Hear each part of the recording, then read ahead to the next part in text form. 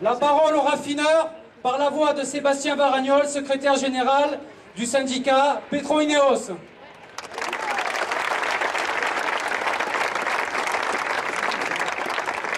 Comme vous le savez, cela fait 3 semaines que les salariés du raffinage sont en grève illimitée.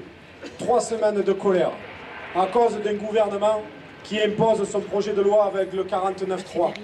À cause d'un gouvernement qui déploie des moyens colossaux pour casser de la CGT après seulement 24 heures d'occupation du rond-point du dépôt pétrolier. À cause d'un gouvernement qui refuse d'admettre qu'il s'est trompé en négociant la loi dite travail avec la seule CFDT. Merci au dialogue social. À cause d'une ministre du Travail dont le nom est devenu tristement célèbre, incapable de savoir combien de fois un CDD pouvait être renouvelé. Elle tente de vendre un projet de loi pour le travail alors que ce n'est qu'une attaque contre les droits des salariés, contre notre code du travail, contre nos garanties collectives. À cause de leur entêtement qui nous oblige de rouler avec du carburant sans additif. Souvenez-vous, camarades, que si vous tombez en panne, vous pouvez envoyer la facture au Premier ministre. Ils essayent même de nous prendre en otage pour faire croire que nous mettons en danger l'avenir de nos entreprises. Ça aussi, ils l'ont raté. Nous avons prouvé que nous défendons notre outil de travail. Nous avons prouvé qu'à la CGT, nous étions capables de trouver les arbitrages nécessaires pour défendre nos unités et continuer d'opérer en toute sécurité. Sur la raffinerie Petro-Ineos et sur le site chimique Ineos, ce sont près de 500 postés qui ont massivement voté la grève reconductible depuis samedi 21 mai.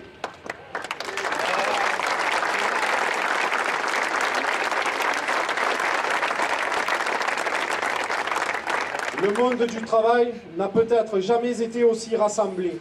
Les salariés continuent encore de s'unir pour amplifier le mouvement.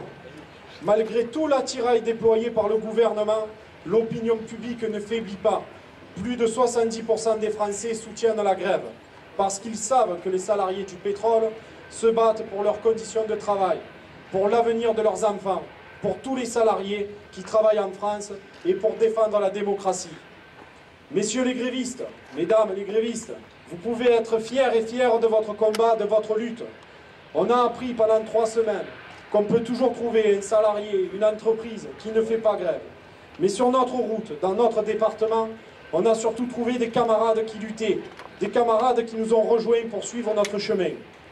En attendant,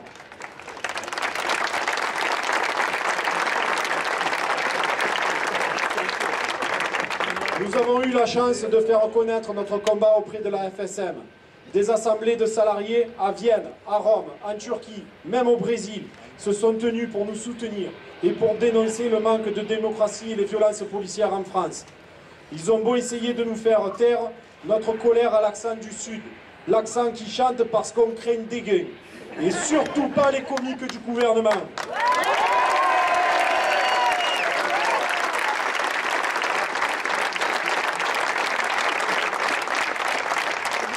Demain, on attend un très grand 14 juin.